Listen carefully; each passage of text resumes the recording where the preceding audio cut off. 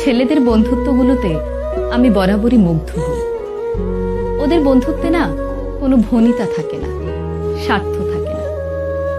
গতকাল এক্সাম দিয়ে ফেরার পথে বাসে অনেকগুলো স্কুল ছাত্র উঠল। দেখলাম ওরা একজন আরেকজনের ভাড়া দিয়ে দিচ্ছে, একজন আরেকজনের ব্যাগ ক্যারি করছে, একজন আরেকজনকে বলছে, তুই যদি রেজাল্ট ভালো না করিস তাহলে কিন্তু ভবিষ্যতে এমন বাসের হেল্পার হবি।